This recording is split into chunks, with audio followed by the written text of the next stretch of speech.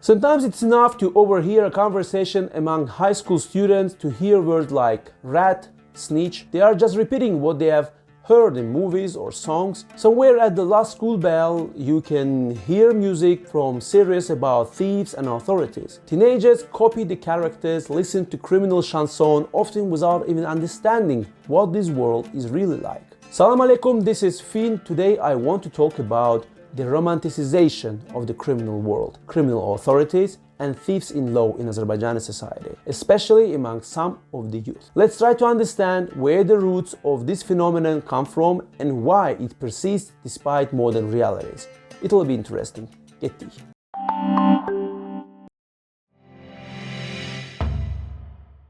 Some believe the reason is not just politics or social inequality, but something deeper, cultural and historical roots.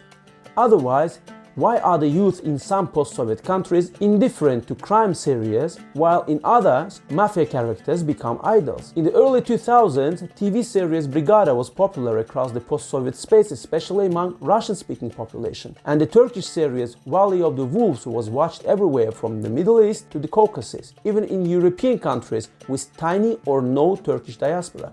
This shows that it's not about language, but how a culture perceives strength, justice, and protest against the system. The peoples of the Caucasus often preserved their identity through figures of robbers and rebels. Azerbaijanis are no exception. Gachags Nabi, Gachags Kerem, essentially heroes of popular resistance, authorities of their time. Imperial officials explain Caucasian criminality with many factors: a centuries-old habit of guerrilla warfare, a fiery temper, asceticism, desire for heroism, and the harsh socio-economic conditions. What was a crime for the colonial administration was for the people a fight against oppressors. Gachags Kerem shared what he stole with the poor and was bold and elusive, and let's be honest, it's hard not to admire someone who defies the powerful and protects the weak. That's how the myth of the noble criminal is born.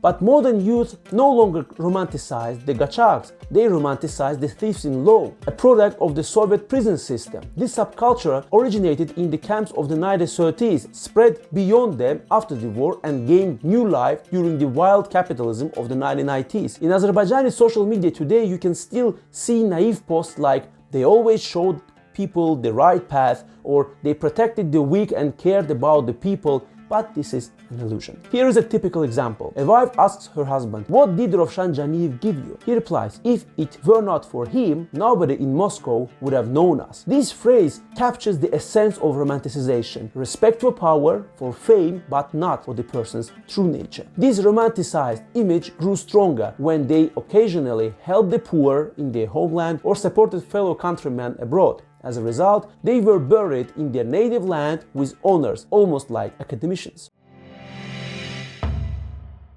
Mass media became the main driver of this romanticism. Movies and series turned thieves-in-law into characters with a code of honor, and these images firmly entered youth culture in fashion, speech, music, even tattoos. I remember after a work shift some 15 years ago, my colleagues and I played dominoes. Once the intro music from Valley of the Wolves played, everyone immediately turned to the TV like children. Back then it seemed like an innocent pastime, but it was moments like these that formed admiration for heroes without rules. If Azerbaijani-speaking youth absorbed Turkish series, Russian-speaking youth absorbed Russian ones. Brigada, Boomer, some saw patriotism and loyalty among friends, others the image of someone strong who solves everything with force.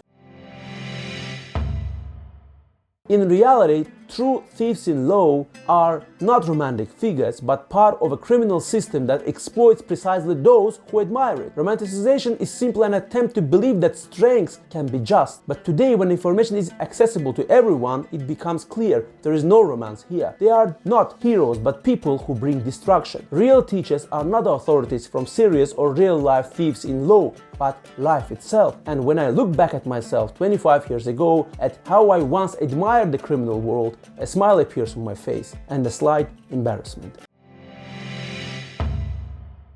If you enjoyed this video, subscribe, like, hit the bell, comment and share with friends. By the way, the video is also available in Russian, and remember, there is no good or bad culture, only a different culture. Salamat kalın.